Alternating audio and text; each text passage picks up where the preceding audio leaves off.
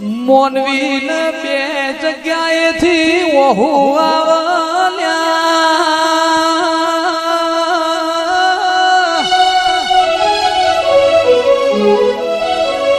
પેલું ઓહુ ઓખમાંથી આવા એ દુનિયા જોવલ્યા